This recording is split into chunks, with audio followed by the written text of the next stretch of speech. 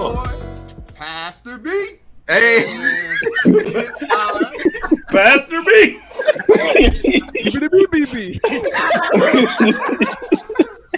And it's time for another episode of the Church Nerds.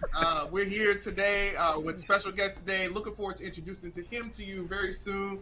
But we got Gabe Jordan, Dre Buford, Norman Heath, Darrell Walls, and Brandon Travis here with us today. And we are excited about sharing with you another great topic, another great episode. If you missed last episode, you got to go back and check it out. It was phenomenal. crazy. Hilarious. It was so good, man. They struck us down, man. Can you believe that? They cut us down, man. Yeah, that probably was because of all that blasphemy y'all kept speaking. Okay, sir. That's funny. Saying that Jay Sully's Star Spangled Banner wasn't better than what we heard from. Is she an old girlfriend of yours or something? You got nicknames for her? Don't be a Jay Sully all your life. Hey, I just noticed something, y'all. What you noticed? Jay isn't here. Where is he at? Running a revival. Yeah. He usually doing this nonsense.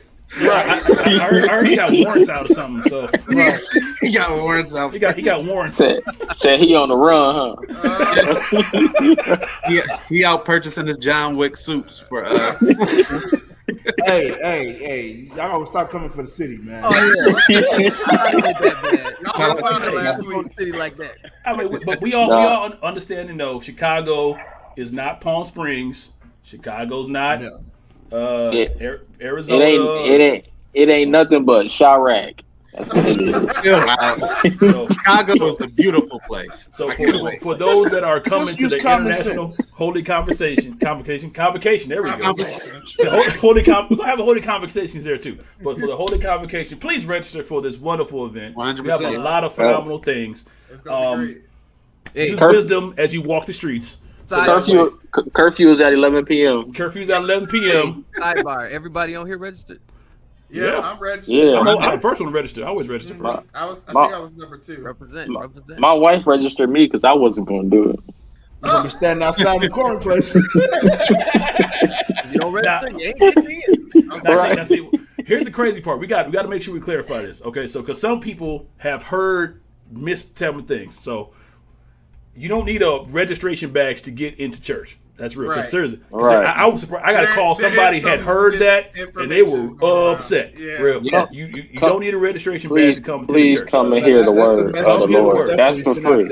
That's It for is free. open and free to anybody and everybody. We are not in a cult. No special privileges to hear the word of God. Are the hotel rooms booked up or? They gone. They gone, brother.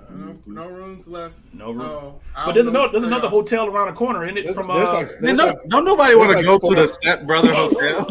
There's like 4 hotels right there. Hey, but I can't stand. But I will say, Stepbrother in Hotel. Palm Springs, the Stepbrother Hotel was nicer than the main hotel. That's true. I don't think you're gonna get that in Chirac though. So just Actually, no. The I'll Marriott compare is it probably the Marriott around the corner is newer and probably more updated than the Hyatt.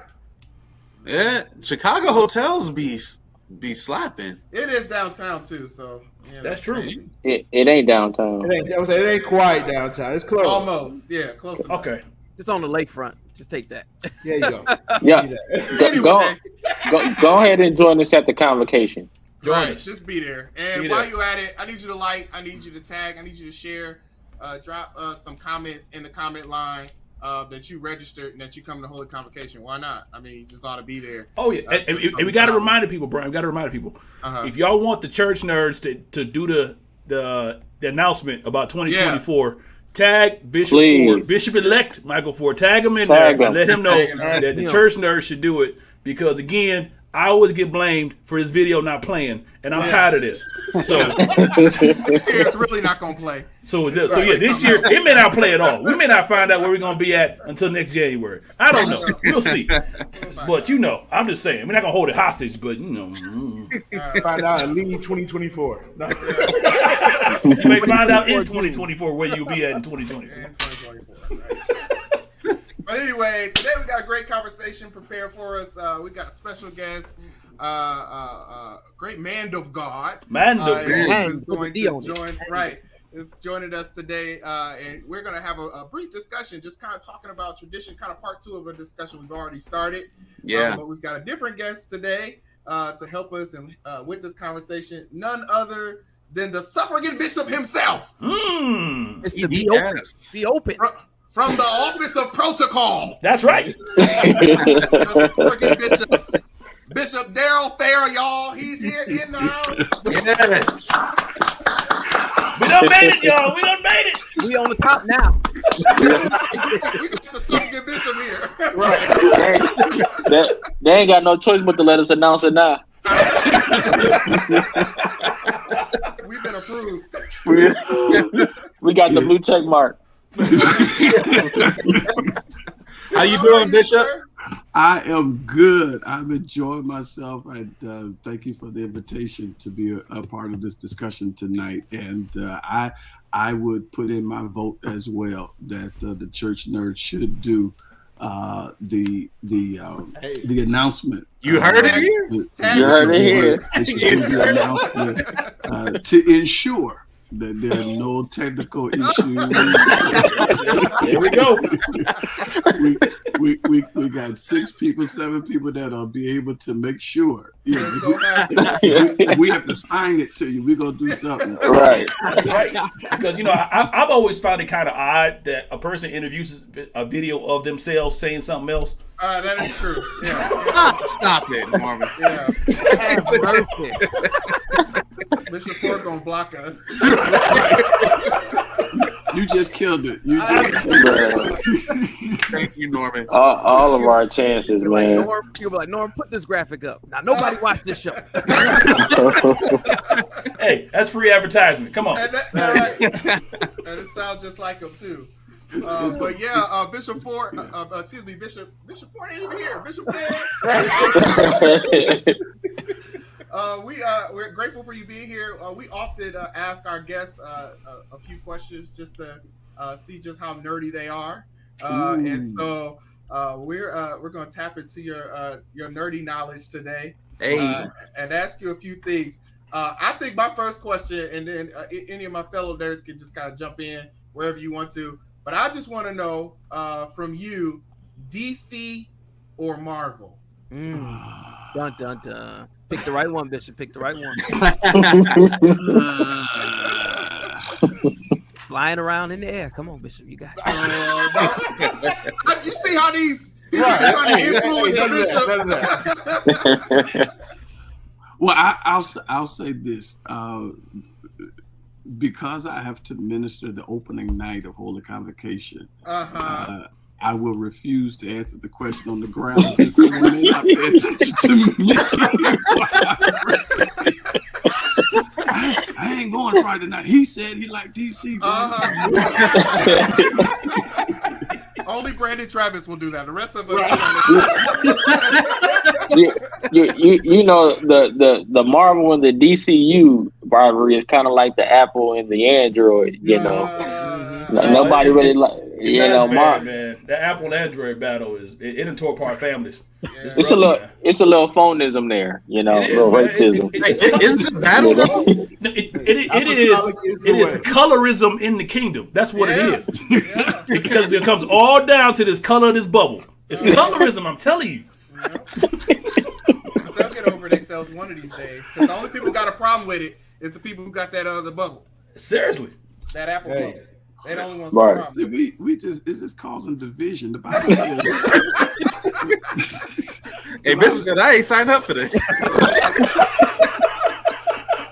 We're trying to make announcements. We're trying to hold up unity. So We have invited people to hold a convocation only to divide. I hear the scripture say, "Choose ye this day who you." Uh-huh. Make a choice. Yeah. Oh. So we in trouble, y'all. We got 3 passes on this call. This may go all night. No, I'm sorry. We have 3 pastors and an assistant pastor. I feel like we don't count. You count in the kingdom game. We don't be on the calls. We don't get the emails. but you got ecclesiastical garments now. You got official PCAF ecclesiastical garments. That's right. Did you get your garments, Gabe? Huh? Did you get your garments, Gabe? Absolutely. That was too much of a pause. It was the topic of the show today. Absolutely not. In front of the bishop of protocol. All right. Goodness. All right, y'all. It's been good.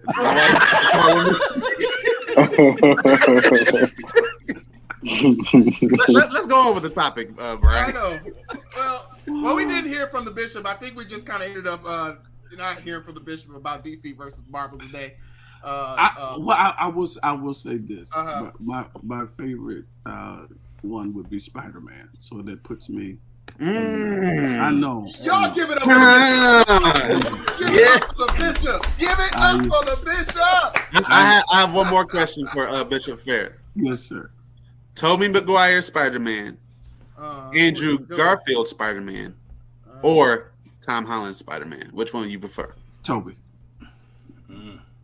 Let's give it up. I can respect that. Yeah, I can respect I would say Toby. Bishop I'm Fairer, gonna give you a silent Bishop clap. Fairer, I hope you enjoyed. I hope you enjoyed going to the Illinois State Council because apparently you may not be welcome back there anymore. I'm not coming back to Michigan. You ain't come back to Illinois State may look at you kind of funny next time you go see. While he preaching at the convention, all I'm gonna see is this red circle while he preaching. I'm like, no, it's all good. It's all good. All right, y'all. We got a clip that we're gonna show here in just a few minutes to kind of preface our conversation today. We want you to like, tag, share in the comments, invite somebody else in to this conversation. Our clip is of our presider, Bishop Lambert W. Gates Sr. And Norm, when you're ready to put that clip up, let's just take a listen in at the conversation, and then we'll kind of go forward from there. Yes, sir. Okay, here we go. If the foundation be destroyed, y'all not gonna like me tonight. And I'm not talking about 4 years about this, talked about the fathers. I don't want everything that the fathers did. Some things they did were excessive. I think we know that. That's not a critique, it's just the fact. But I was talking to somebody earlier today, what the next generation did, they overcorrected.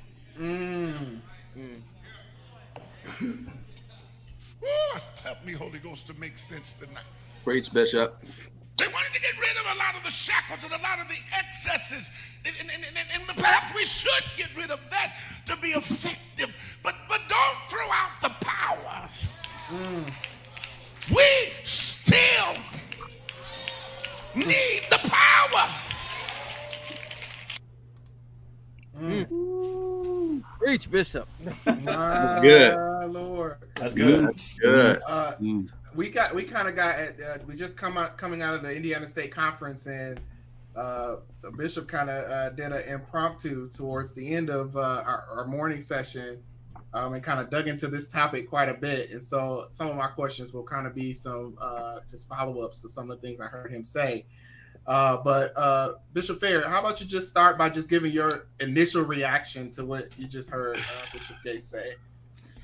One of the things that I can appreciate about our presider, and So put it in a little bit of context.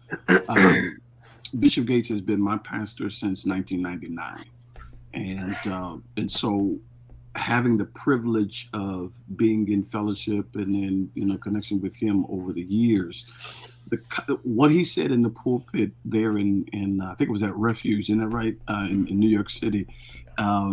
What he said in the pulpit is a part, in my estimation, a part of a larger conversation that he's been having for several years. Mm-hmm. When I was watching the clip, I was thinking about a conversation that he and myself and I want to say two other ministers were having in the older part of Cam Indy. And I'll share how old the conversation was. We were talking about how we asked him, how do you feel about brothers wearing dreads in the choir? You know, so that's how far back this goes. I wasn't even pastoring then. I've been pastoring this year almost 18 years. So this is probably about a 20 to 19-year-old conversation. And I remember what he said. One of the things he said in the conversation was, he says, we've got to learn how to, you know, make sure that we're balanced. That's something that he believes in, making sure that we're balanced in our approach to life and ministry. And but this is while he was talking, the whole conversation came to my mind, and he said in the conversation, he said, I'm trying to figure out at the time, again, this is almost probably 19, 20 years ago. He said, I'm trying to figure out where I land on this issue. And then he looked at all three of us, and none of us were pastoring at the time. He said, this is what I'm dealing with. Because back then it was kind of an issue. Ooh, can you be saved and still wear da-da-da? Yeah. And of course, now you can see it everywhere, you know, male and female. But he looked at all of us at the bottom of the stairs and said, now, this is what I'm dealing with right now. He said, I don't quite know exactly where I would land on it. And I don't think I'll get in trouble for sharing this. But he said, he looked at all three of us. He said, now, I don't know what y'all gonna do when y'all start pastoring, and walked off. And so you fast forward, you know, decades, and we're dealing with a lot of innovation. I'm sure you guys probably talked about the service in Germany, where, you know, it was an AI produced sermon, and I haven't heard. Oh man, it's out there, but it was a couple hundred people showed up in Germany at a service, and they did live praise and worship, but then they dropped the screen for an AI produced sermon. And I have heard about that. And they put a person of color with a little beard, you know, as the, you know. So I feel a little kind of way about that, but that's just me. So I just there has to be a balance, and I think with everything that's happening in our world now, with certain stores closing and shifting their business online, the only thing that keeps our church viable and keeps people coming, I believe, now and in the future, is the experience that they have in the sanctuary, because you cannot reproduce via AI or any other level of technology. You can't reproduce the anointing. Right. There's an experience that you just can't reproduce. And so there's got to be a balance where we are progressive, but we are anchored and tethered to the power and to the doctrine of the church. And I think you can have both, but the longer the Lord delays his coming, it seems like the tighter it becomes in trying to make decisions on how to be progressive and yet, you know, balance at the same time. That's awesome, Bishop. That's real good. I got a quick question for you, Bishop. Just watching you from the outside, I'm glad that you made all that known regarding your perspective in innovation and tradition and stuff like that. Looking at your ministry, it's almost, I don't want to say like just a clone of Bishop Gates at all, because you're your own man and you have your own unique anointing, but you guys both have that balance of staying rooted, you know, in the apostolic doctrine and our traditions and stuff like that, while at the same time being progressive as well. My question to you is, have you always had that mindset? But if not, what exactly was kind of the trigger to you shifting that mindset from hyper traditionalism to kind of like making sure everything is balanced? I tell people, that's a great question. I tell people all the time that I spent half of my life in the PAW. I'm in Buffalo now, but I'm originally from a little small city in Indiana called Anderson, Indiana, not too far from Indianapolis. And I was raised there. My wife was raised in Muncie, Indiana. We got married and moved to Indianapolis. And so I was raised in a very conservative, we used to say strict back in the day, but I'll say conservative. You know, it's just like saying, you know, you can have food in the basement. Now it's the fellowship hall. So instead of saying strict, I'll say very conservative, very conservative. So you're right. Approach. And so I came up when we couldn't do anything. We couldn't play sports because the shorts weren't long enough. All of our females, always had to have on skirts. My sister, before she was saved, was always going to school in skirts. And so very, very traditional approach. One thing I appreciate about that is that the doctrine of the church and the faith of the church was embedded in us through Sunday school, through Bible study, through 2 Sunday services. And if you had an afternoon service, 3 services on a Sunday. And that wasn't like one of these multi-site things. It's just how we did it. And to be honest, what helped me is when Bishop Gates became my pastor, because he would say things that I wasn't used to hearing pastors say. And again, I'm hoping I'm not going to get in trouble, but if I do, I'll throw I'll throw Dick and Heat under the bus. I knew it was like how is he going to find a way to say my name? I'll say he put me up to a bishop, but he would say things like, I remember when back when it was Mount Zion and Indianapolis, I remember when there was a conversation around whether or not, the sisters would be allowed to wear earrings. I remember that. And I remember having a conversation, church-wide conversation, as to whether or not, it was okay to go to the movies. I still remember those kinds of things. And so he made a statement one time about some issue. He said, as a pastor, I'm setting the tone and tenor for the congregation. And for right now, we're going to do X, Y, and Z. And he said these words, I'll never forget. He said, and don't try to find the scripture for it because ain't nothing in there. I'm just doing this for the sake of our church. And he wasn't saying it in some dogmatic way. He was just saying it is the prerogative of the pastor in this context to set the tone, because there's certain things that the scriptures may not address specifically, but for the tone and the tenor of that house, you got to be able to do some things. So being around him making statements like that caused me to have a different lens in looking at the scriptures. Before I started pastoring, I restudied the whole concept of salvation, because I said, hey, we can argue over jewelry, makeup, and everything else, but one thing I got to know for sure is the one way of salvation. And so I went through and I studied as if I didn't know anything at all. And whatever the scriptures said and whatever I learned in scripture, that's what I believed. And so that became this, from 99 up until now, this bridge into where we are now. And it's weird for me in some context, because when I was pastoring in Fort Wayne, of course, it was a very, very small church. We started from scratch. And I'll say this real quick. The praise team at the time, we didn't have any issues with, pants in the pulpit. My pastor would always say, hey, when you go there, you set it up any kind of way you want to. He said, you have a free hand. You can set it up however God leads you. And all the way now in Buffalo, and when we came, everybody was in skirts and all that kind of stuff. But even today, some of our praising, sisters were in pants. And if you would have told me back in the mid-90s that I would see that, and as a pastor, and I would be okay with it, I'd be like, oh no, devil is a lie. They're not saved if they do that. So it wasn't. I didn't turn on a dime. It was a slow progress for me. The first service we ever had in Fort Wayne, I asked a friend of mine. I said, I need you to do hospitality, and I told her, I said, I want you to wear pants though.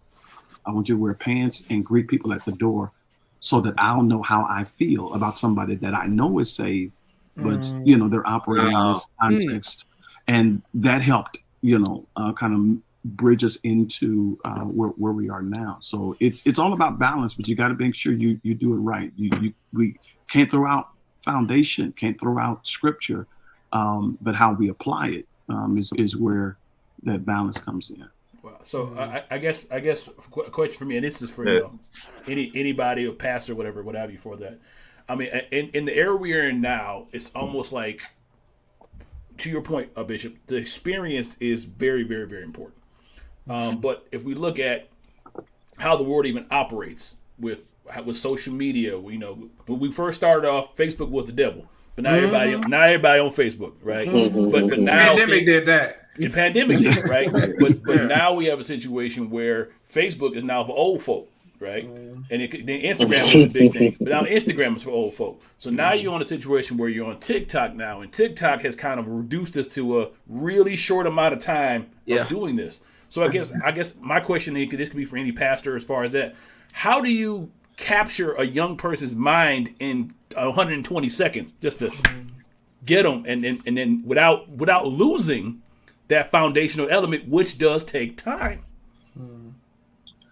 I'm not certain I know how. I think if I were to be honest as well, or more honest, I would say where I am right now is probably also because of when I was born. I was born in 1975. And so I got the tail end of the conservative church, while at the same time we were changing over into a more contemporary approach. And so for me, in my context, I think that if you have younger people around you, let them do that. Because I don't know how to put it, even the clip that we just saw that with Bishop, it's called a short. So it's like, how do you put everything in a sound bite and still have content? And I think that goes back to leadership evolving. And when I say leadership evolving, I'm not saying the individual themselves evolving, but that as the generations go, they start to see a leader that exemplifies and looks like them, even if it's not the same person. So how do we place the right leaders in front of this generation that can hold on to the foundation necessary to sustain who we are as a people of God, yet do that, and as Paul says, become all things to all men, that I might by all means win some. So how do I take this foundation and position it under a new generation in a way where they receive it and we can win those to be one? I would say. So go ahead, Brandon. You go. Go ahead, Norm. You got it. All I want to say, and I'll let Brandon go. I think it may start, and I say this in jest, but it's really, really serious. If you look at, there are some ministries that I've personally seen where your youth leader is 40 years old. Oh yeah, and your youth leader not only has children, but their children have children. So now it's like, wait a minute, how are you? What's happening here? Because grandma's the youth leader. So it's like, how can grandma at 40 relate to somebody at 18?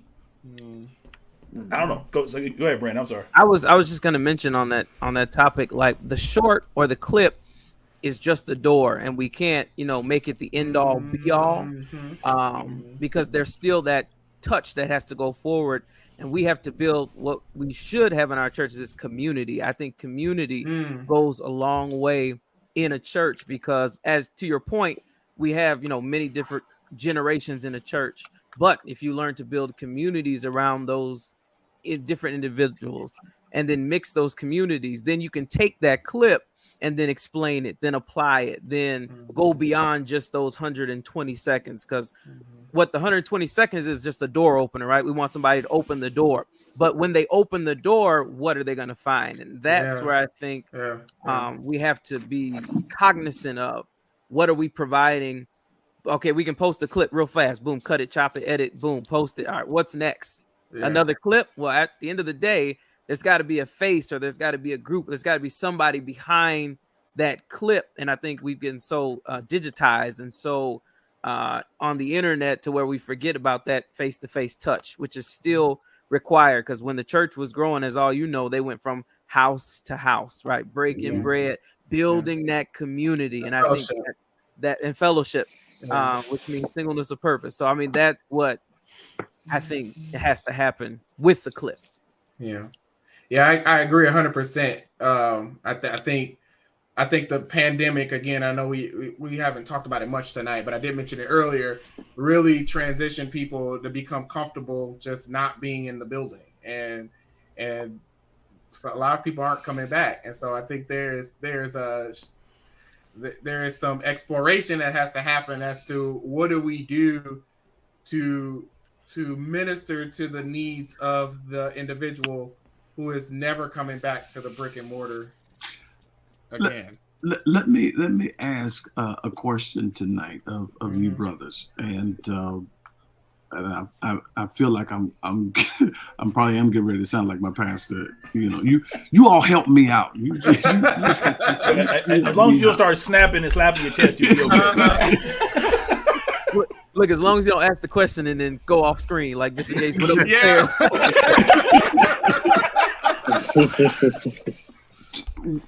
What are the reasons? I won't even call them excuses, but what are some of the reasonings that you have heard or may have heard from people who have not? I'm not saying that you may know of who have not really come back to church, and then some who are not as consistent as they used to be. What are the reasonings that you all have heard for that? Because I think it goes to Pastor's question, about the exploration, because people are still going on vacations and doing other things. So, but what have you guys heard as far as the reasoning? But why? I think Dre should go first. He's the most vocal out of all of us. Way to throw your brother under the bus. Way to throw your with the disclaimer that we are not responsible for anything. The views represented in this. So Bishop Fairer, you said your question was, what's the reasoning that people don't come to the establishment anymore? Well, I'm gonna speak for the millennials. I can't speak for Norman's generation. Not many can, son. Not many can. Most of us are dying out as dying out. I call his generation. It got dark real quick, didn't it? I call his generation the clubbing generation. So they probably still at the club, but just from a standpoint of I think Norman kind of hit it on a point. It's just the attention span, and I think with social media, there's so much propaganda and remedial information that goes around that gives the church a bad face, and the church gives the church a bad face. For some of our brothers, of course, who don't conduct themselves accordingly, still in a professional manner while preaching the word of God, but doing extra, things that kind of, because I feel like anybody in the world understands the church still, because I feel like it was just instilled in everybody at some point in their walk of life, and the morality that we uphold in the church and what we stand for and what we don't stand for. So when they see certain things within the spectrum of social media and the propaganda that comes out, and the examples that we as a generation of millennials have, I think it just turns them off. And if nothing hits home, you can't be relatable to them. They might go try to seek refuge elsewhere under a different shepherd, or they just might go cold turkey, and make up an excuse not to be a part of the body of Christ because they're in denial about maybe something is just wrong with their spiritual awareness, that they can't grasp at the time that they need to, and they just kind of veer off as a runaway. And sometimes church hurt is real, but some people may blame it on church hurt because that's what everybody else is doing, but they just have no attention or aspect of wanting to be in church anymore because they've talked themselves out of it. So it's go ahead, Brandon. I was gonna say too. I've heard two things. One's comfortability. People just got comfortable at home, and that too. they've been doing church for home through the pandemic. They're like, well, why can't I continue this? What difference, do I have to? I felt Jesus in my living room. It's great, but we know the Bible, tells us and teaches about coming into the house of faith and things that happen in the Lord's house. But also probably like from the millennial standpoint, like when Dre was talking, a lot of young people in my generation or people I knew personally, they wanted at a time to do things in the church. Mm-hmm. They had the drive, they had the want to get involved, but they were blocked. Be it somebody may felt they were too young, somebody didn't want to relinquish power, whatever it is. And from that blockage, when the pandemic happened and church was kind of put on a hiatus as far as going, they, use that and remember that, well, these people didn't want me to be active. They didn't want me to flow or do whatever, so I'm not going back. So I've heard that too. And what's crazy is I hear a lot of feedback from, I would call a substantial. I don't like using the mega church term anymore. Substantially successful churches. And they have things to do for people. So sometimes when sometimes a lot of millennials are busybodies. I tend to think we all have a certain form of ADHD. We can't sit still, and our attention span is crazy. So if we're not doing anything, we're not being kept in a mindset to stay. So we have to venture off and go somewhere else if we're not being used.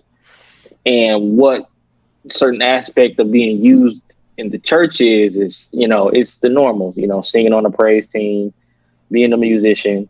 I happen to love being a deacon. I love that role because I'm busy. Yeah, I'm deacon. busy. You silly. I'm a busybody now, so I'm actually doing stuff in the church, and it's keeping my mind, occupied instead of venturing off and feeling like I have no value here, and just keeping me to my thoughts. And those thoughts can be negative just because of the influence from other aspects of media and things of that nature. Yeah. Go ahead, Brian. Before Brian, real quick, I just want to kind of dovetail what you were saying, Drake. I would say because of my generation, even though I'm not much older than you are, right? But what you were saying, honestly, to me is not really generational, right? Oh, okay. I mean, because for example, when I graduated in 98. It is what it is. So when we graduated, they were... Dang, 98? Man, you old, Norm. I didn't think you were that old. Wait a minute. 98? Okay. Time out. I was 3 years old. All this time, I'm thinking we're, neck and neck in our age. I guess not. I'm not saying it in the bad way. I came out in 93.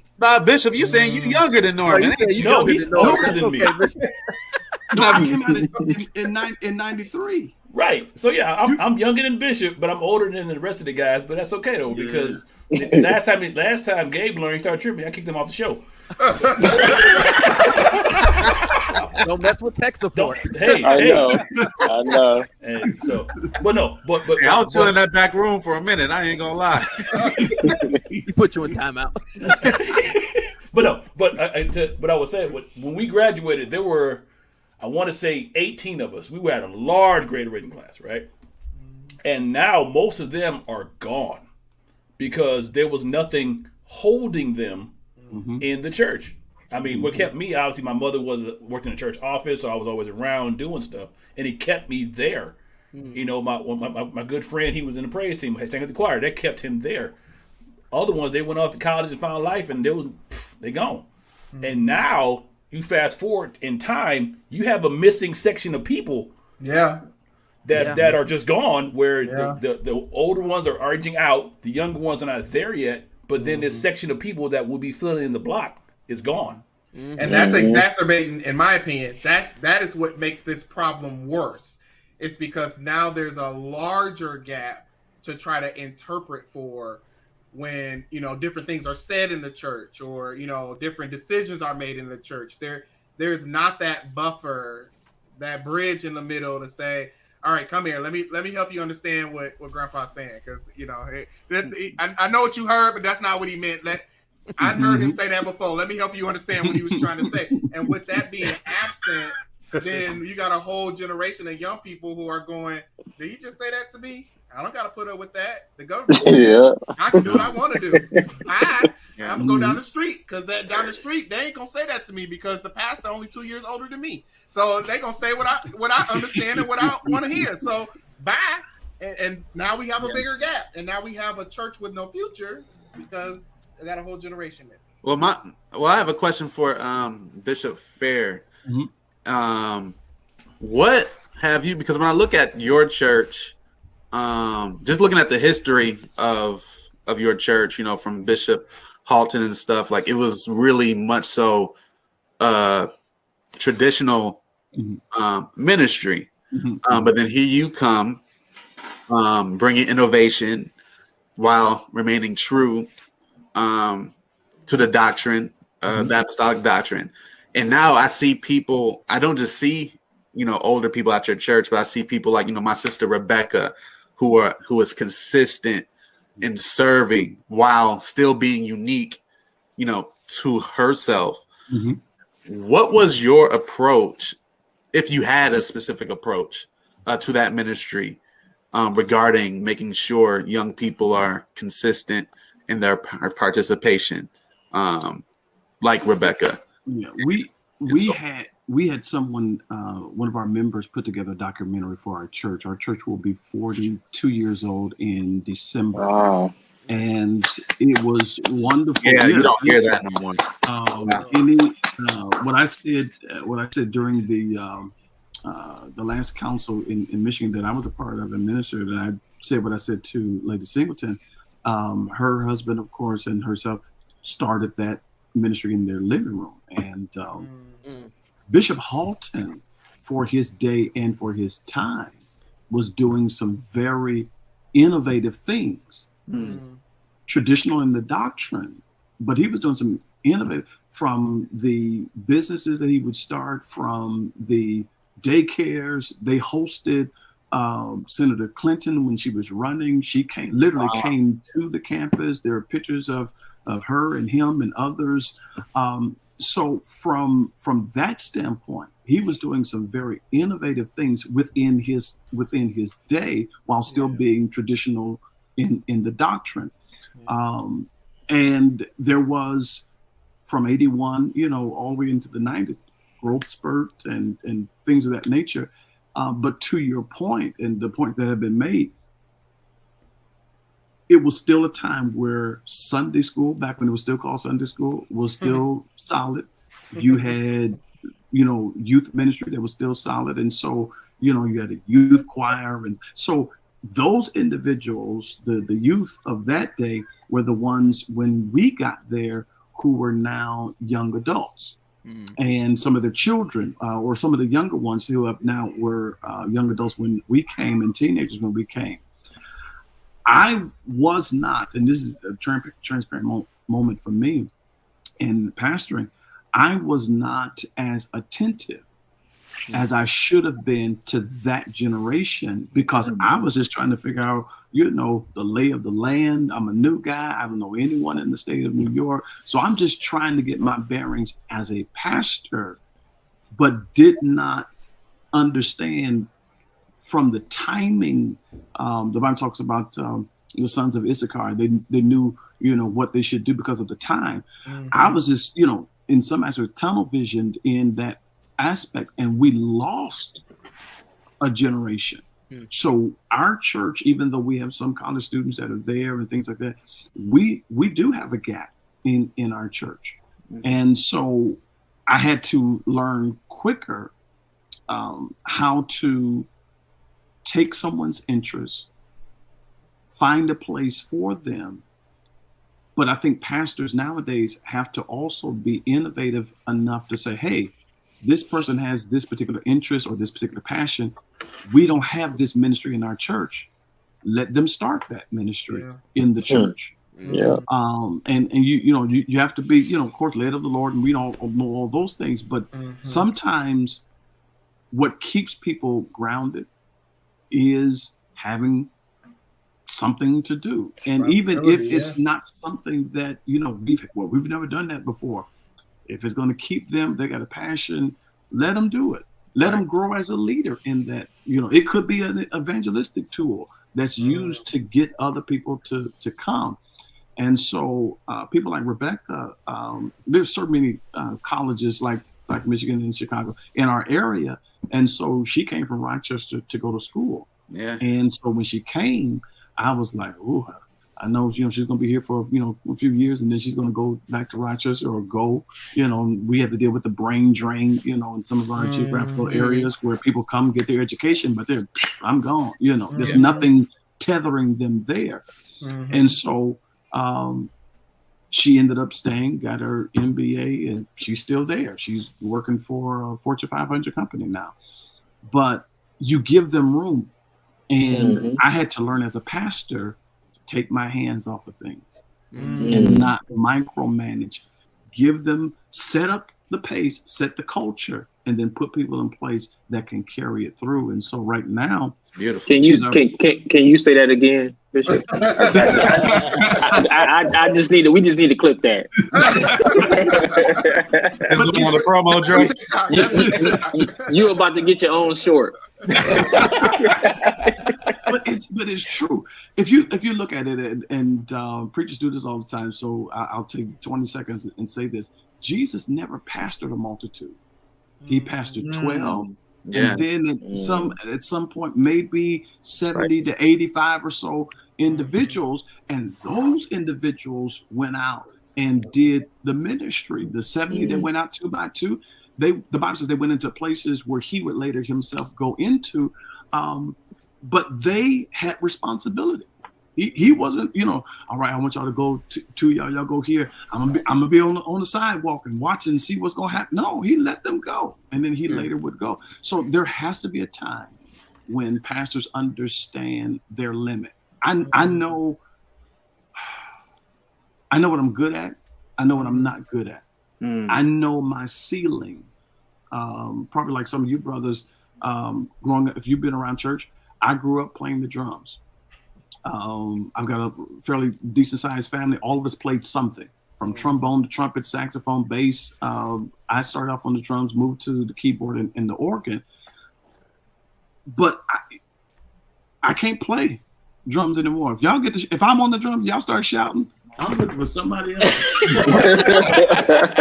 my calf gonna lock up on me. This is on the 2 and 4, not the 1 and 3. Can't do it. So it's you have to know your limit as a pastor, as a leader, and pray that God sends people for the vision that God is giving you. And when they show up, train them and release them. That's awesome. Let them make mistakes, but that's what you're there for. Tweak it and throw them back out there again. They mess up, pull them in, you tweak them, send them out. Because none of us, whatever stage we're in ministry right now, none of us are going to be in the same place, 50 years from now. I hope not. But I know what it's like to have a youth leader that's in their 40s and 50s in the church I was raised in. Yeah. And I think that the term obligation comes into place because people feel stuck as if they can't bounce into a different realm spiritually or ministry wise, because they've been, I don't want to use the word chained, but subdued to feel like I can't do anything outside of this because this is where my pastor placed me. So I don't want to, find their identity in that role. Exactly. Yeah. Exactly. That's very, very true. If you don't know who you are, and I do share this with leaders, if you don't know who you are without a title, then you're already in trouble.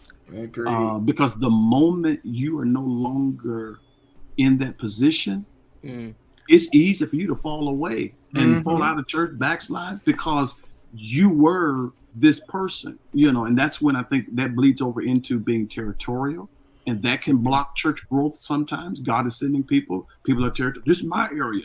Yeah. You know, I have a degree. I have a degree in sound. I just wanted to help. I'm not trying to take it.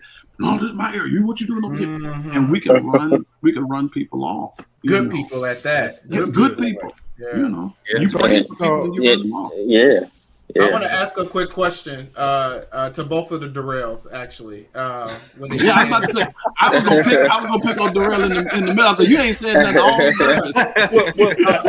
But Bishop, that Darrell actually also plays the drums and also plays the organ as well. Hey, and he preaches too. No. That caller has not come this way. No. I'll stay in my lane. I know what I can and can't do, and preaching ain't one of them. That belongs to the love of his life. Right, yeah. I'll let the wife, she can do the preaching. I'll just play behind her. That's about it. But no, I mean, one of the things I was actually thinking about was I think we have to figure out a way to sort of increase that, for lack of a better term, the value proposition of coming to church. Why should I spend my time, depending on how far I am from the church, right now, depending on between me and my wife, we kind of split membership right now. If we're going to Christ Temple Chicago, it's 45 minutes. If we're going to Christ Temple Bloomington, it's an hour and a half. So why should I spend that time driving there, then spend the time being there? That's if we're going to Bloomington, that's 3 hours out of my day gone. We were there earlier today. So Lord have mercy. Yeah. She actually had to preach in Bloomington this morning. So that was 3 hours just driving. Why, I think that's the big thing that we have to find out from people is how do we increase that value proposition and say it's worth my time to actually go to the building while I can get the same message right at home. Mm-hmm. Even if I love my church, I love, if somebody's going to camp or whatever, they may love camp, and but is it worth it to come to camp or just watch Gates at home? Right. Since you called my church, I'm gonna go ahead and wait, Norm. Before you do that, I think I got a question to kind of help. Give some context, I think, to this conversation a little bit, because we've talked a little bit around these larger ministries. I like Dre's very academic way of putting it. I can't remember how exactly he put substantially successful ministry. We need a hashtag that somewhere. But when that's gonna be somebody's T-shirt. I'm a part of a substantially successful ministry. It'll just say substantially successful, and the back will say 3 more days.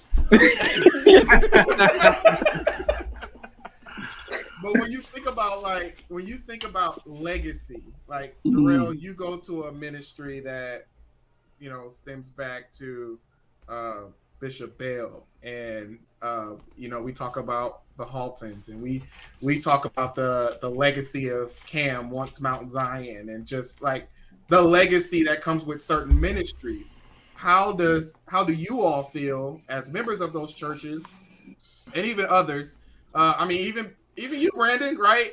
As members of those churches, how does legacy play into a church's or ministry's ability to be progressive and move the needle further when there's all of this history that is behind you of a way of doing a thing, and not just history that's just history for the sake of history, but like history book history, like prestige, honorable men and women who stood for certain, ways of doing things. How does that stagnate a ministry or even the people? I think I'm a be. My mama said. Because what is wrong with you, man? You see. Because we. But shoot. that's actually a great question, Brian, because I think like with my father, taking over for Bishop Mason, and then Bishop Mason taking over for Bishop Thompson. I think the way people looked at that was to be a mirror of that individual and not separate them into their own realm of individuality, and when you do that with a person, of course, all of you know, you tend to put an individual on a pedestal, and when they don't meet up with your standards, you tend to bounce. Like say if just for a figure of speech, say if I'm gonna use you, Bishop. Say if Bishop Fairer took over for Cam, if God forbid, if Bishop Gates was to walk away, now this being his spiritual father, and they have some characteristics that's close, people are going to be in the mindset like, oh yeah, I can't wait to help Bishop Fairer. He reminds me a lot of Gates and his characteristics and things, his mannerisms, and Bishop Fairer comes with a whole different innovative approach. You don't think half of the congregation is going to move on? That's just how it is when it comes to legacy. People put legacy in a perspective of he's like him instead of he's being like himself. There's no perspective of self when you're taking over for somebody. It just goes out the door, and it's like, I know we were made in God's image, but we weren't made in man's image. So you have to separate the two when somebody's thinking about legacy. And I think legacy is, go ahead, Jordan. No, I didn't mean to interrupt, but I think no, you good. A great question for Bishop Fairer. You stepping in for Bishop Halton after his transition, how did you approach that? Because I'm sure a lot of the stuff that Andre is talking about, you may have had an encounter with moving from Indy to Buffalo. How did you approach that? With fear and trembling. I'll be honest, some pressure I put on myself because of who I thought Bishop Halton was. I never, I'll put this in context. My pastor and my predecessor were best friends. But I am not in Buffalo because my pastor put me in Buffalo.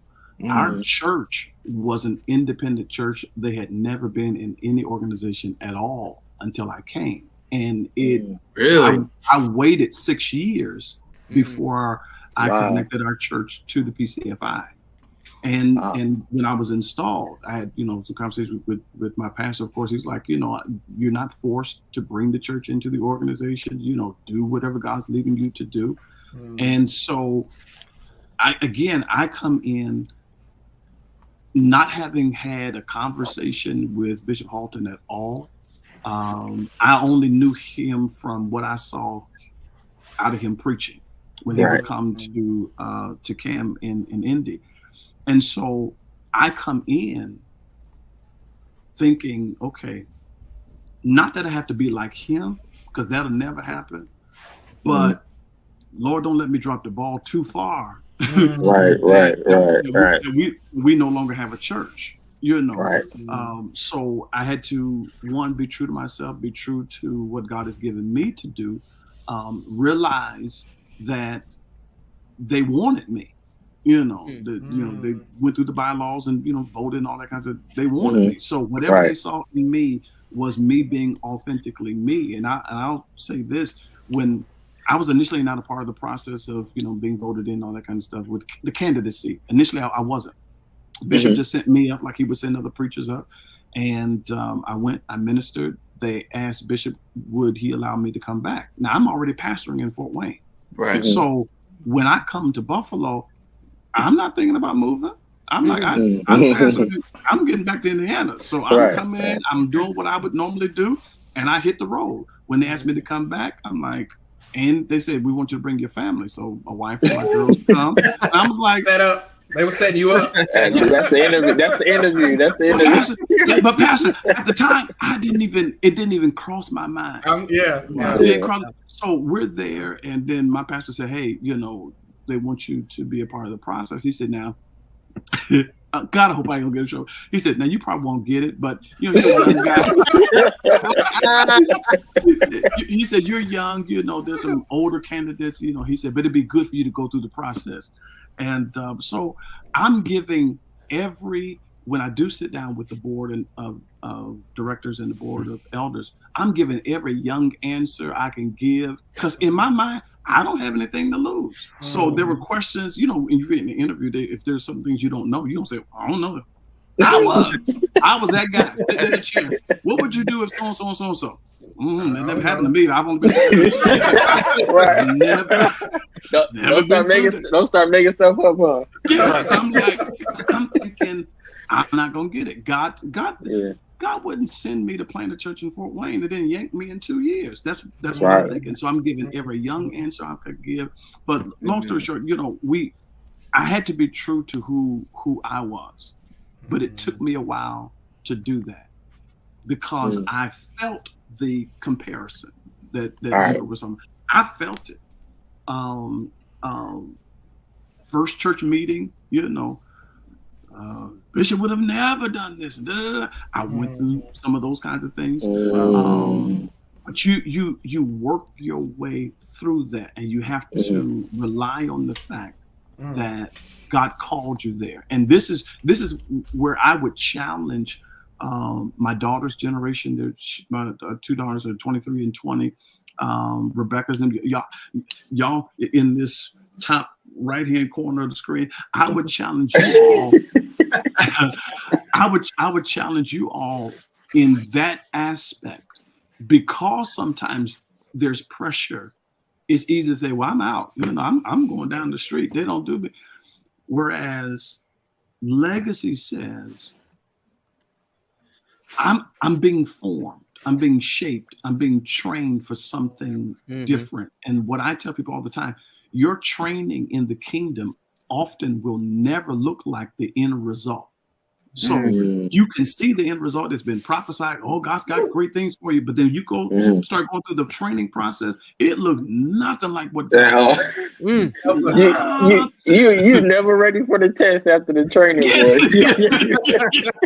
I'm like, this cannot be what training looks like. Wow. But it shapes you and it forms you so that when you get to the next place, when the pressure hits you, you've got something to kind of stand on. One of the things that I'll throw this and pivot a little bit back to you guys.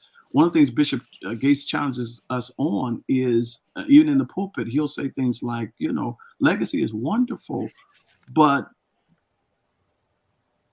does the generation that's coming up, do they even want what we're trying to protect? Because if they don't want it, then we're not going to have a church, 30 years from now. So there has to be a blending of generations, a blending of approach, a blending of whatever. And I do want to throw out this question: how far is too far? If you're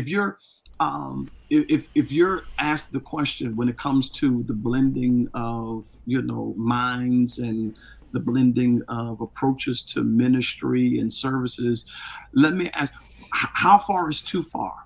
What would you say? Okay, well, this is a little too much. I think we're going off the rails now. So what would cause you to say, okay, we can't go this far? Where's your boundary? I think when it go ahead. Somebody else is talking. Go ahead. That's a hot topic right there. I would say for me, going too far is if you're concerned that your end result is going to compromise the integrity of the ministry. If there's a concern about that, it's like, okay, if we do this, what's going to happen? Because I brought this up last time we had the topic. I'm not gonna say his name this time. Last time I got in trouble for saying his name, but might as well say We're just gonna go back to the. I'm trying to learn my lesson. Okay, Social Security, everything. I got you, Lord. Go ahead. Thank you. No. The young pastor who had the Easter service. I knew it. You talking about Mike Todd? Yeah, Mike Todd. I started to say it myself. We mentioned him. We mentioned him pretty much in the episode. We got. He's a perfect example of too far. Let's just be honest. Okay, well, since it's already been broached by my good friend, Pastor Michael Todd. Bishop Fairer, do you agree or disagree with what he did? I think he gets sometimes I think he gets a bad rap because of sound bites. Yeah. Instagram, TikTok, people can take a slice of anything and then have this full-blown. I think the latest one was, the Easter thing and with the demons and all that kind of stuff. Bishop Fairer, what about the spit incident? Now, when you're trying to be illustrated, come on, Brandon. Now you're just trying to stir up stuff. No, you wasn't even talking about that. When you talk about people illustrating their sermons, well, how far is too far in innovation? Well, if you go in the era of COVID or even before COVID, you gonna put the only one that I saw that worked and it was miraculous was Jesus. And then on top of that, I think there's two sides to that story because an individual standing and allowing this to take place. We got issue there too. So I think we have to be accountable. Flip both sides of the coin, right? We have to be accountable for not allowing too far to happen to us, and then we also have to be accountable for not taking things too far. But see, Brian. Though, I mean, we got to be kind of careful because you say there are two sides to it. Because we have all been to services where people do some really weird stuff, like in Detroit. People do some really weird stuff.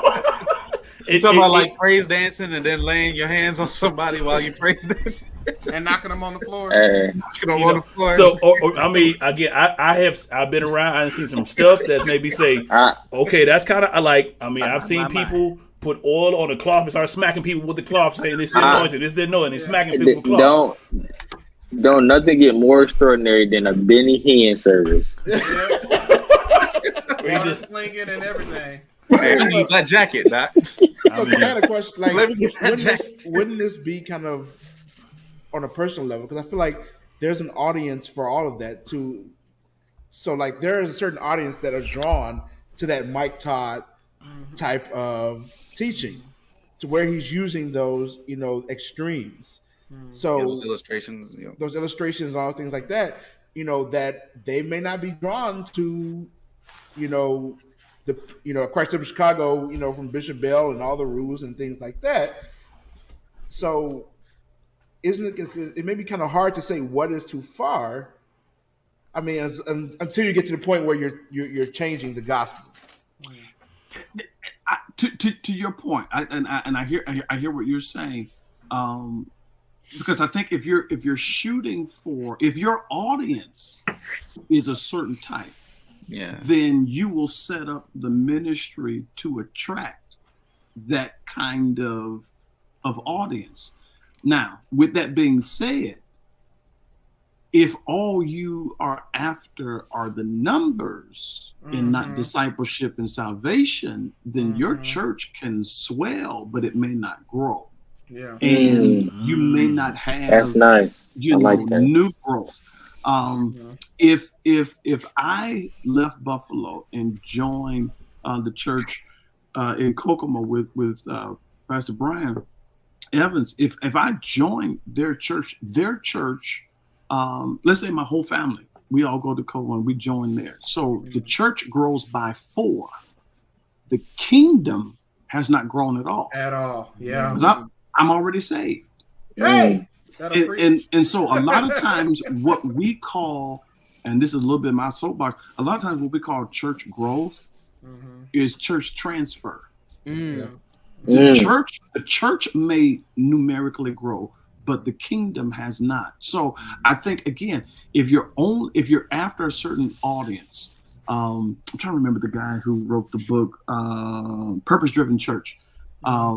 He set up Saddleback in that same context. We want a certain kind of member. And then they went polling in the neighborhood to see what they would, what kind of church would you attend? Would draw them, yeah. And so they set up that kind of a church. Now, I'm not saying, from a doctrinal standpoint, because I don't know what they preach or teach. Sure. But if I'm just trying to get a crowd, then I could see a sermonic, like a skit/sermon. It's not the right word I'm looking for. I know Bishop Ellis. Yeah, illustrated sermon. That's right. Yeah, I could see that on special days, but I don't know if I can do that. 52 weeks. Coming about this. But you have some churches that no longer look like church. It's literally a platform. It's literally a stage, and But if that's who you are trying to attract, then that's who you're going to, or if that's who you're trying to attract, you will set up your ministry so you can attract those kinds of individuals. I also will say this now, and I'll shut up. I think part of the culture of the church where it's like, hey, it's better over here. Let me go. I don't think that's just a church thing. I think that's a cultural thing. Yeah. Because it happens with work. That's what I'm going at. My generation, I believe, is the last generation that heard, hey, get you a good job, stay there, retire, get your benefits. Whereas the generation that came up right behind me, they were like, I'm going with whoever paying me the most. Yep. I'm looking for upward mobility. My resume every day. Yeah. Where I was used to, at the end of the year, time for taxes, you got one, W-2, W-9. W-2, not five. The next generation, I was here for some other time, then I was here. So, but anything that you see in society, you're going to see in the church. Right. Yeah. And so that's a part of what we're dealing with now, I think. Because now when you talk about the workforce, it's like, forget your 9 to 5. Everybody become an entrepreneur now. Start your own, Because everybody's, dwindling in the labor community, even in church. Everybody's church. People don't want to work no more. And that's why you get pastors with themselves as the members. But, that's why you let an iPhone for their Facebook. That's why you letting AI preach messages now. Exactly. I was looking at the header. Innovation versus traditional church. What if there was an apostolic church and it's Easter, all right, and they advertise we're going to have an AI produced worship service, and they're putting out the advertisement for 4 weeks straight. Come, we're going to be at the Coliseum. We're going to Now the church itself may only be, let's say, 150 members, but they really want to have a huge evangelistic thrust on that weekend. I don't know. You guys may have to help me out. I don't know if you can program the chat GPT so that it preaches an apostolic message. Right. Give me something on the apostolic doctrine. I don't know if it'll come off the same way, but what if you could? Is that too far? So, you can go ahead. Go ahead, Brian. You go, Dre. I'll go after you. No, you go ahead. Okay, so so oddly enough, I've been asked this question before. Being a young pastor, I've been asked this question. And my response always with these types of kind of hypothetical questions is oftentimes it's hard for you to make a declaration, a statement about how you really feel about it. But for me, it's always the fruit. What does it produce? So you know the tree by the fruit it bears. So you ask these questions like, when we have an AI service, or, when it's too far, or all of those types of hypothetical questions. For me, it all boils down to the fruit that thing produces. And sometimes, and this is just Brian, I tend to I tend to be the benefit of the doubt type of individual in most cases, and it actually drives my wife nuts. She hates it. She's always like, "You always give to everybody's great. I'm the innocent until proven guilty type of guy." That's just me.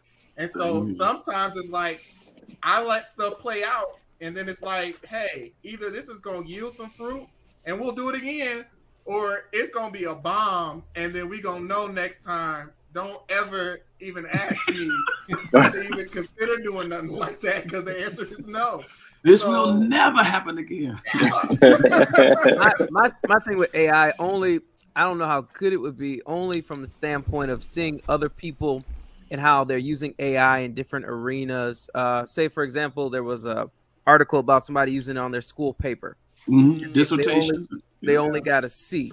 To them that's great because they passed, but AI has a level, it has a limit, and even when you ask it to produce something, you still have to go back through it and make sure what it produces is what you're looking for.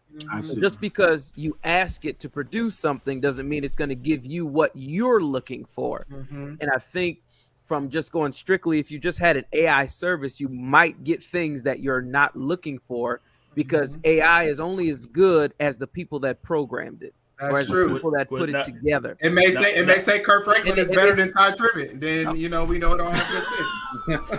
Now, Brandon, I was going to say I got a bit of a counterpoint on that, because again, we've all been to many services, and services have a formula to them.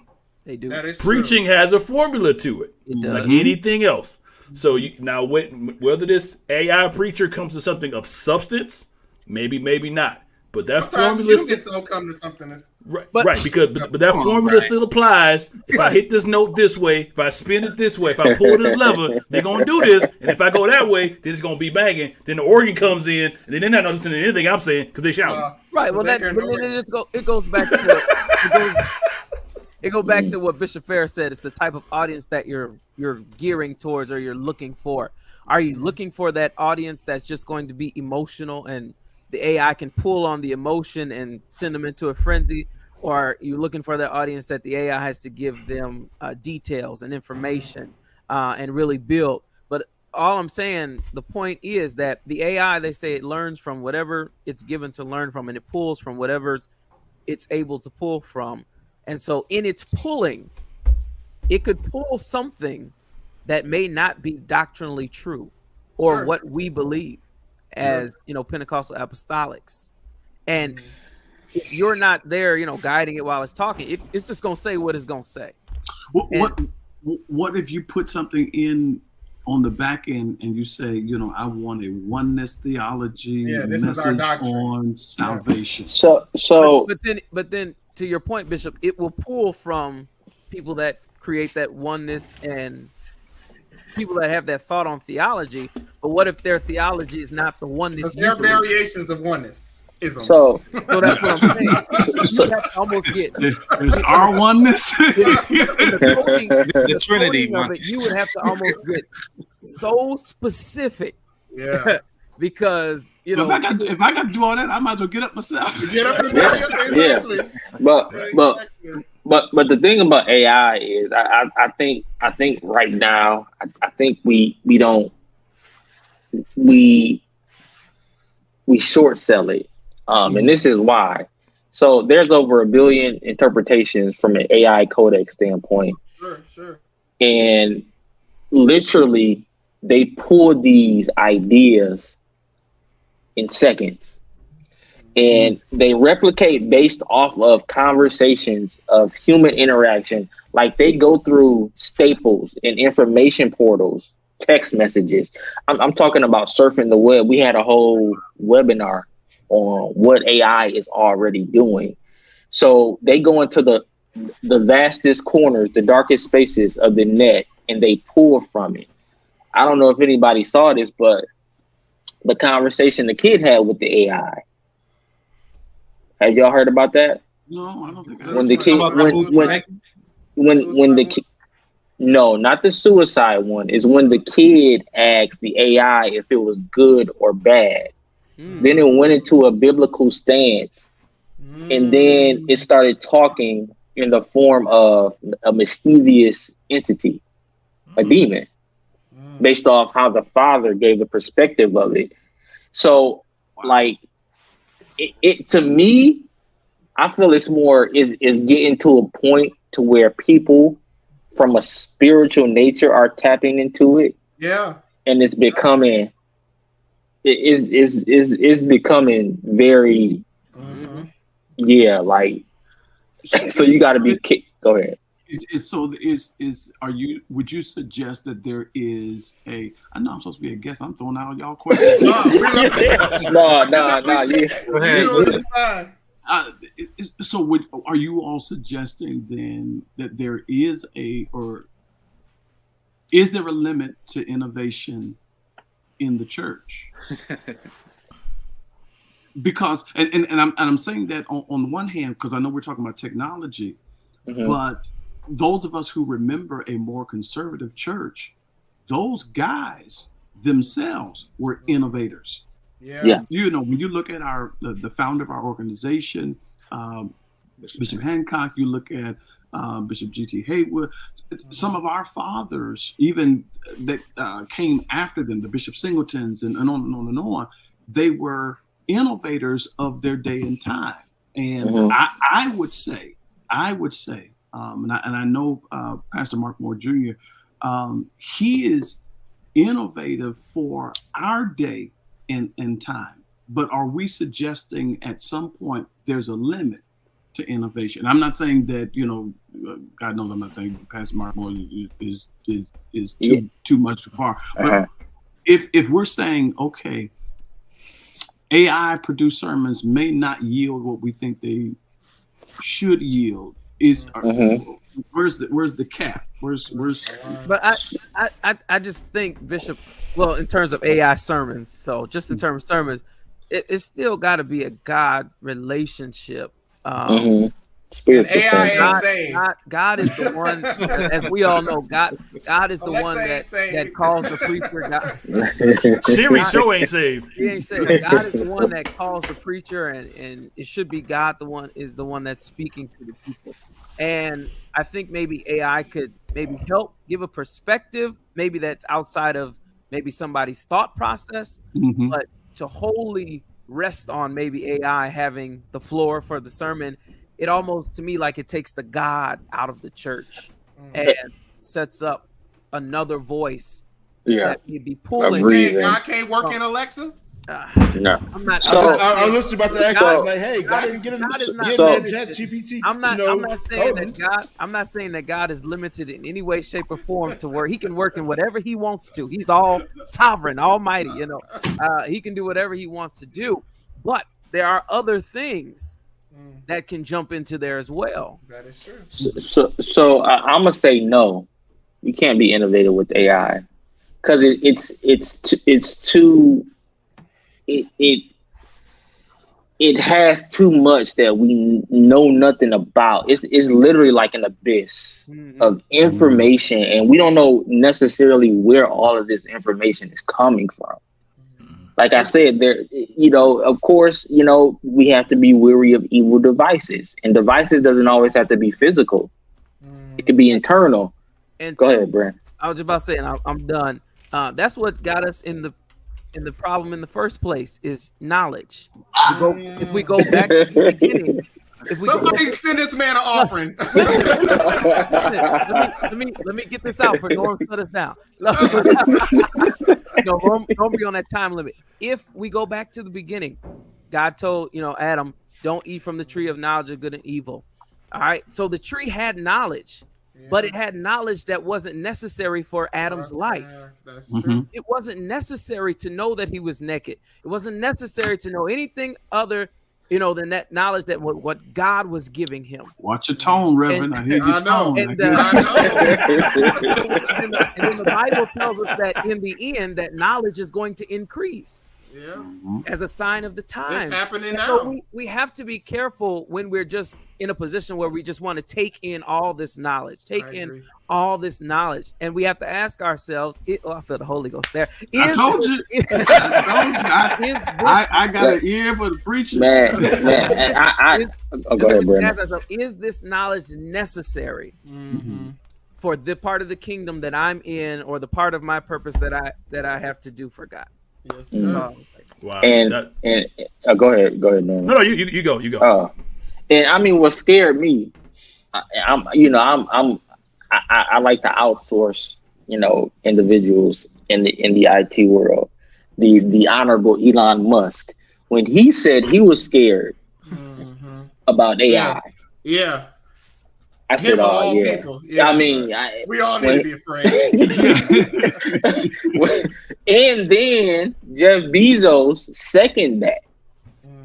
They said if we completely rely on AI, I mean, well, it's iRobot. They told us it would happen a long time ago. You want to know what's happening today? You just watch the movies from the last decade. iRobot, Terminator. Terminator. So I would say, to answer Bishop's question, and I know time's getting away, we got to roll, but I would say this: is innovation, can there ever be a limited innovation? I would say no, but I will also say you need to Brandon's point, with knowledge, you need to apply wisdom to it. It's the application of that knowledge. I mean, if you look at innovation as a blanket thing, Henry Ford was credited by saying that if I asked them what they wanted, they would ask for faster horses. That's the innovation, because he brought up something totally different with the car, right? Which was a positive innovation. However, if you flip it and go to John Oppenheimer, who was the father of the atomic bomb, right, you would say that would be a negative innovation, because now you're destroying things, right? So it's really about that innovation led to so many other positive things, right? So it's going to be a balance in everything. But see, my submission would be applying wisdom to that knowledge, so you know how to best use this new innovation, because technology is not going to stop. That's just the world we live in. And unfortunately, because me and Brian, we had to do a presentation to the pastors about how AI would work, because it's coming, it's a thing. So you have to be armed with the knowledge and the wisdom to really work in this new environment. Well, I was coming from the standpoint of just kind of isolated to AI teaching sermons. I wouldn't put that in any type of perspective of the future. I wouldn't want it in any ministry that I attend. I mean, because like I said, that abyss of information, it will capture your attention. And I'm not sure if it's the right attention to have to be captured. And then you start to put because once AI starts benefiting and understanding how humans resonate off emotion, it's over. Yeah. Think about Bishop it. Any final questions or statements? I've been sitting here listening, but trying to think of a movie. I can't remember the name of the movie. I think it's like a female's name, but it's Lucy. Megan. Lucy. Lucy. Lucy was AI reminds me of Lucy, pulling from everything and growing. And that movie was scary, man. I did not like that movie. I was like, turn this off. This is the devil.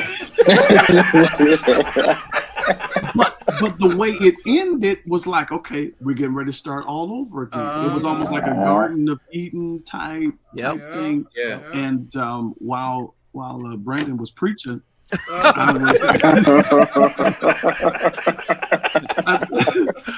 thought about the story of the Bible where the little girl had the spirit of divination, and she's following them, saying, "These are the great men of God that lead us to salvation." What she said was the truth, but the spirit behind it was the off part, and so they tempered the truth by casting out the spirit.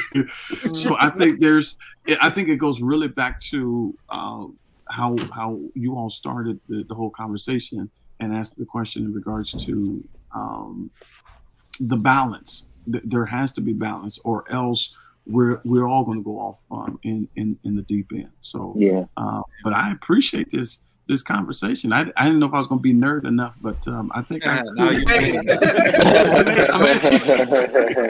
jury's still out. You can still change.